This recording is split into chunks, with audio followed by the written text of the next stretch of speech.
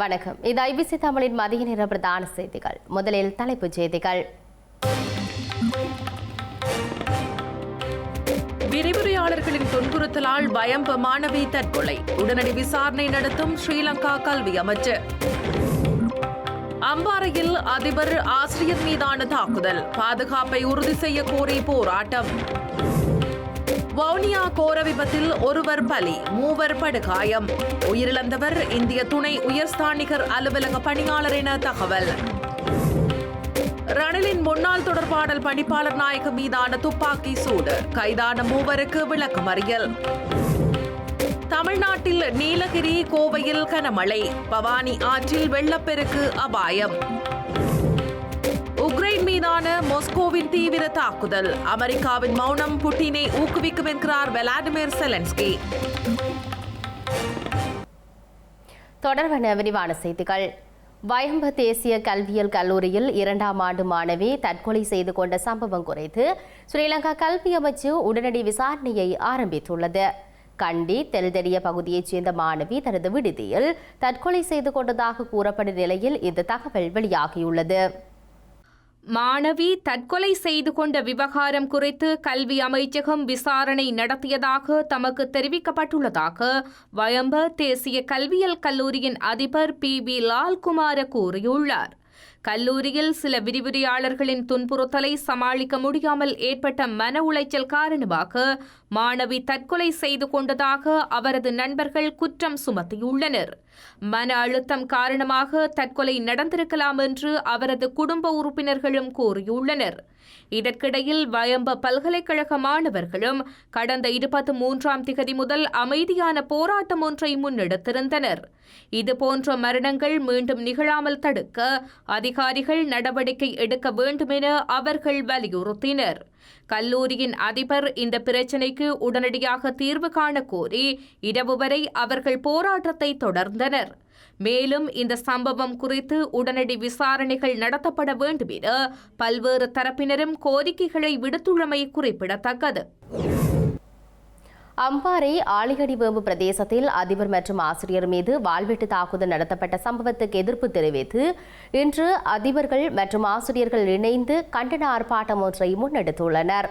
அதிபர் மற்றும் ஆசிரியர் சமூகத்தின் பாதுகாப்பை உறுதி செய்யுமாறும் இந்த ஆர்ப்பாட்டத்தின் போது வலியுறுத்தப்பட்டதாக அது பிராந்திய செய்தியாளர் தெரிவித்தார். திருக்கோவில் கல்வி வலயத்தின் கீழுள்ள ஆலையடிவேம்பு திருநாவுக்கரசு வித்தியாலய அதிபர் மற்றும் ஆசிரியர் ஆகியோர் தம்பட்டை பிரதேசத்தில் நடைபெறும் கல்வி பொதுத்தராதர சாதாரணதர பரீட்சை செயலமர்வு தொடர்பாக தகவல் வழங்குவதற்காக மாணவியொருவரின் வீட்டிற்கு சென்றிருந்தனர். இதன்போது மதுபோதையில் இருந்த மாணவியின் சகோதரியின் காதலர் அவர்கள் மீது வாள்வெட்டு தாக்குதலை நடத்தியிருந்ததுடன் உந்துருளிகளையும் அடித்து உடைத்திருந்தார். இதன்போது வாழ்வெட்டு தாக்குதலால் படுகாயமடைந்த இருவரும் வைத்தியசாலையில் அனுமதிக்கப்பட்ட நிலையில் காவல்துறையினர் சந்தேக நபரை கைது செய்துள்ளனர். இந்த நிலையில் அதிபர் மற்றும் ஆசிரியர் மீது நடத்தப்பட்ட வாழ்வெட்டு தாக்குதலை கண்டித்து இன்று திங்கட்கிழமை கண்டன ஆர்ப்பாட்டம் ஒன்று நடத்தப்பட்டுள்ளது.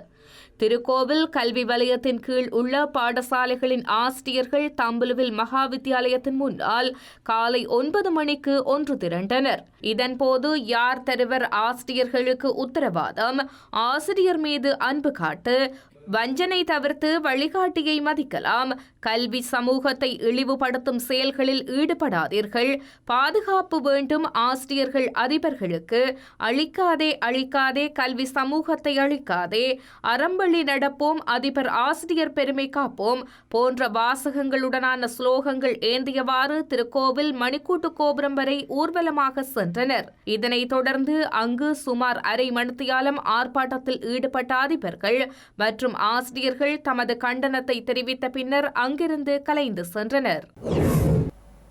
வவுனியா ஓமந்தை பகுதியில் இன்று அதிகாலை இடம்பெற்ற விபத்தில் ஒருவர் பலியாகியுள்ளதுடன் மேலும் 3 படுகாயமடைந்துள்ளனர். உயிரிழந்த நபர் இந்திய துணை உயர்ஸ்தானிகர் அலுவலக பணியாளர் என்பதுடன் படுகாயமடைந்த அவரது மனைவி பல்கலைக்கழக விரிவுரையாளர் எனவும் தெரிவிக்கப்பட்டுள்ளது. கொழும்பிலிருந்து யாழ்ப்பாணம் நோக்கி பயணித்த மகிழுந்து யாழ்ப்பாணத்திலிருந்து ஓமந்தை நோக்கி பயணித்த டிப்பருடன் மோதியுள்ளது.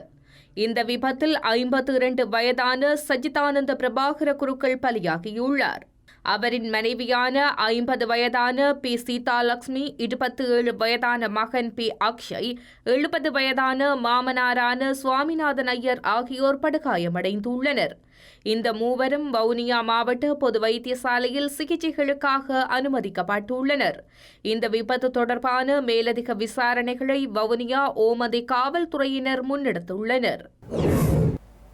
தேசிய லொத்தர் சபையின் முன்னாள் பணிப்பாளர் துசித ஹல்லோலுவ மீதான துப்பாக்கிச் சூட்டு சம்பவம் தொடர்பாக 3 கைது செய்யப்பட்டுள்ளனர். நாரகின்பட்டியவில் நடத்தப்பட்ட இந்த துப்பாக்கிச் சூட்டு சம்பவம் தொடர்பாக கைது செய்யப்பட்ட 3 பெண் ஒருவரும் அடக்கியுள்ளதாக காவல்துறையினர் தெரிவித்துள்ளனர்.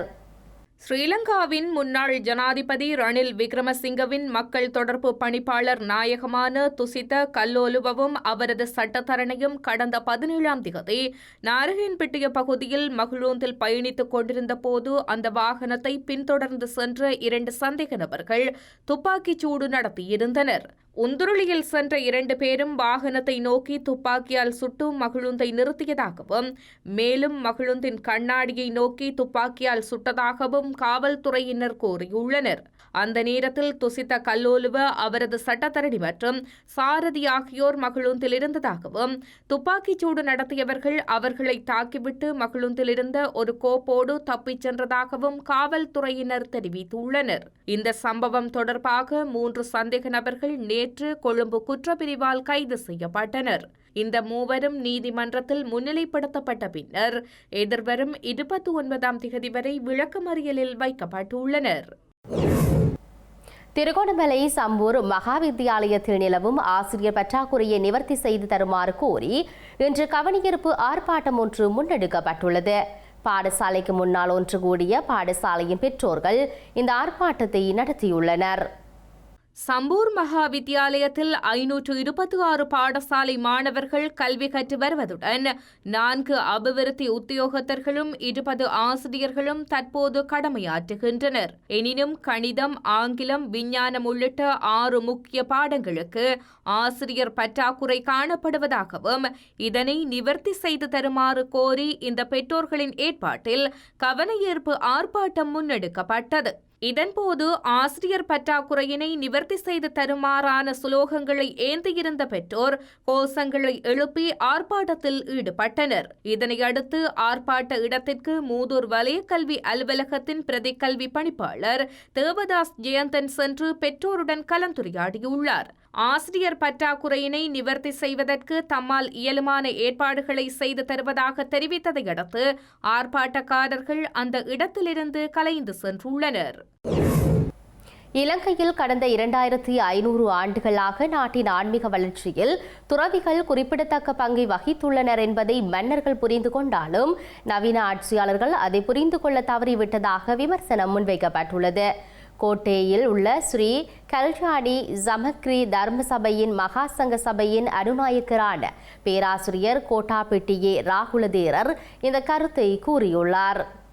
இலங்கையில் சில காலமாக இந்த நாட்டிலுள்ள விகாரிகளுக்கு சேவை செய்ய முப்படைகளின் குடிசார் பாதுகாப்புத் துறையைச் சேர்ந்தவர்கள் பணியமர்த்தப்பட்டதாக பேராசிரியர் கோட்டாபெட்டியே ராகுலதேரர் கூறியுள்ளார். துரதிர்ஷ்டவசமாக அந்த நடைமுறை தற்போது இல்லை என கூறியுள்ள அவர், இந்த சேவையானது தேரர்களாலோ படையினராலோ வலுக்கட்டாயமாக பெறப்பட்ட ஒன்று அல்லவென குறிப்பிட்டுள்ளார். இந்த உத்தரவாதமானது கடந்த 2500 ஆண்டுகளாக அனுபவித்த பாக்கியம் எனவும் அந்த பாக்கியம் தற்போது பறிக்கப்பட்டுள்ளதாகவும் அவர் கூறியுள்ளார். பிரதமர் கலந்து கொண்ட ஒரு கூட்டத்தில் உரை நிகழ்த்தும் பணி தமக்கு வழங்கப்பட்டதாகவும் பிரதமர் வருவதற்குள் உரையை முடித்துவிட்டு வெளியேறுமாறு கூறப்பட்டதாகவும் கோட்டாபெட்டியே ராகுலதேரர் தெரிவித்துள்ளார். எனினும் இலங்கையில் தேரர்கள் மற்றும் விகாரிகளுக்கு இருக்கும் இடமானது தற்போது உள்ளதை போன்று பாதுகாக்கப்பட வேண்டும் என அவர் கூறியுள்ளார். தமிழ்நாட்டின் நீலகிரி மற்றும் கோவை மாவட்டங்களில் பெய்த கனமழை காரணமாக மக்கள் அசௌகரியங்களை எதிர்கொண்டுள்ளனர். அத்துடன் இந்த 2 மாவட்டங்களுக்கு இன்றும் அதிகனமழைக்கான சிவப்பு எச்சரிக்கை விடுக்கப்பட்டுள்ளது. தமிழ்நாட்டில் கடந்த 24 மணி நேரத்தில் அதிகபட்சமாக நீலகிரி மாவட்டம் அவலாஞ்சியில் 353 மில்லிமீட்டர் மழை பதிவாகியுள்ளதாக சென்னை வானிலை மையம் தெரிவித்துள்ளது. அதேபோன்று அப்பர் பவானியில் 298 மில்லிமீட்டர் மழையும், எமரால்டு பகுதியில் 182 மில்லிமீட்டர் மழையும் பெய்துள்ளதுடன் கோவை மாவட்டத்தின் சின்னக்கல்லாரில் 213 மில்லிமீட்டர் மழையும், சின்கோனாவில் 124 மில்லிமீட்டர் மழையும் பதிவாகியுள்ளது. இந்த நிலையில் கோவை, நீலகிரி மாவட்டங்களுக்கு அதி கனமழைக்கான சிவப்பு எச்சரிக்கை விடுக்கப்பட்டுள்ள அதேவேளை நெல்லை, தென்காசி, குமரி, தேனி மாவட்டங்களுக்கு இன்று மிக கனமழைக்கான செம்மஞ்சள் எச்சரிக்கை வழங்கப்பட்டுள்ளது. திருப்பூர், திண்டுக்கல் மாவட்டங்களில் இன்று கனமழை பெய்ய வாய்ப்பு உள்ளதாகவும் சென்னை வானிலை ஆய்வு மையம் எச்சரிக்கை அறிவிப்பை வெளியிட்டுள்ளது. மழை பெய்யும் சந்தர்ப்பங்களில் பலத்த காற்று மற்றும் இடிமின்னல் தாக்கங்களும் ஏற்படும் எனவும் எதிர்வு கூறப்பட்டுள்ளது. தமிழ்நாட்டை போன்று கேரளாவிலும் பல்வேறு பகுதிகளில் கனமழை பெய்து வருவதாக தெரிவிக்கப்பட்டுள்ளது. கோவை மாவட்ட எல்லையில் பில்லூர் வனப்பகுதியில் உள்ள பில்லூர் அணையின் நீர்மட்டம் உயர்வடைந்துள்ளது. இந்த நிலையில் அணையின் பாதுகாப்பு நலன் கருதி மதகுகள் 4 வழியாகவும் பவானி ஆற்றில் நீர் வெளியேற்றப்பட்டு வருகின்றது. இதன் காரணமாக பவானி ஆற்றில் வெள்ள அபாயம் ஏற்பட்டுள்ளது. தமது நாட்டின் மீது நடத்தப்பட்ட கொடூரமான தாக்குதல்கள் தொடர்பாக அமெரிக்கா மௌனம் சாதிக்கின்றமை விளாடிமிர் புடினை மேலும் ஊக்கப்படுத்தும் என உக்ரைன் ஜனாதிபதி குற்றம் சாட்டியுள்ளார். கீயவ் மீதான தொடர்ச்சியாக 2வது நாளாகவும் ரஷ்யா தீவிரமான தாக்குதல்களை தொடுத்துள்ள நிலையில் உக்ரைன் ஜனாதிபதி இந்த கருத்தை தெரிவித்துள்ளார். உக்ரைன் மீதான ரஷ்யாவின் படையெடுப்பு கடந்த 2022ஆம் ஆண்டு ஆரம்பிக்கப்பட்ட பின்னர் ஒரே இரவில் 367 ஆளில்லா விமானங்களை பயன்படுத்தி மாஸ்கோ தாக்குதல் நடத்தியுள்ளது. உக்ரைன் முழுவதும் நடத்தப்பட்ட இந்த தாக்குதல்களில் 3 குழந்தைகள் உட்பட 12 பேர் பலியானதுடன் மேலும் பலர் காயமடைந்துள்ளனர்.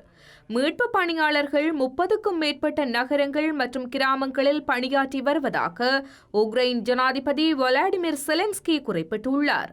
அமெரிக்காவினதும் ஏனைய உலக நாடுகளினதும் மௌனமானது விளாடிமிர் புட்டினை ஊக்குவிப்பதாக அவர் விமர்சித்துள்ளார். ரஷ்யாவின் தலைமை மீது வலுவான அழுத்தத்தை பிரயோகிக்காமல் அதன் கொடூரத்தை நிறுத்த முடியாது என வோலடிமிர் செலன்ஸ்கி குறிப்பிட்டுள்ளார். எனினும் விளாடிமிர் புட்டினின் செயல்பாடுகள் குறித்து தாம் மகிழ்ச்சி அடையவில்லை எனவும் அவருக்கு என்ன நடந்தது என்பது தமக்கு தெரியவில்லை எனவும் டொனால்ட் ட்ரம்ப் கூறியுள்ளார். டொனால்ட் ட்ரம்ப் ரஷ்யாவின் தாக்குதலை விமர்சிக்காத போதிலும் அவரது விசேட தூதுவர் ஹீத் ஹெல்லாக் இந்த தாக்குதலை கடுமையாக சாடியுள்ளார். பெண்கள் மற்றும் குழந்தைகளை கண்மூடித்தனமாக கொல்வது 1977ஆம் ஆண்டு ஜெனீவா அமைதி நெறிமுறைகளின் தெளிவான மீறலாகும் என அவர் கண்டித்துள்ளார்.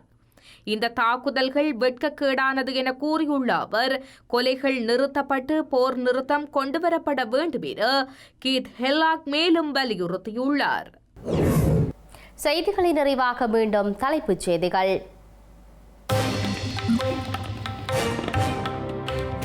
விரிவுரையாளர்களின் துன்புறுத்தலால் பயம்ப மாணவி தற்கொலை, உடனடி விசாரணை நடத்தும் ஸ்ரீலங்கா கல்வி அமைச்சர். அம்பாறையில் அதிபர் ஆசிரியர் மீதான தாக்குதல், பாதுகாப்பை உறுதி செய்ய கோரி போராட்டம். வவுனியா கோர விபத்தில் ஒருவர் பலி, 3 படுகாயம். உயிரிழந்தவர் இந்திய துணை உயர்ஸ்தானிகர் அலுவலக பணியாளர் என தகவல். ரணிலின் முன்னாள் தொடர்பாடல் பணிப்பாளர் நாயக மீதான துப்பாக்கி சூடு, கைதான 3 விளக்கமறியல். தமிழ்நாட்டில் நீலகிரி, கோவையில் கனமழை, பவானி ஆற்றில் வெள்ளப்பெருக்கு அபாயம். உக்ரைன் மீதான மாஸ்கோவின் தீவிர தாக்குதல், அமெரிக்காவின் மௌனம் புட்டினை ஊக்குவிக்கும் என்கிறார் விளாடிமிர் செலன்ஸ்கி. இத்துடன் ஐபிசி தமிழின் மதிய நேர பிரதான செய்திகள் நிறைவு பெற்றன. உடனுக்குடன் செய்திகளை அறிந்து கொள்ள ibctamil.com என்ற இணையதளத்தை பார்வையிடுங்கள். வணக்கம்.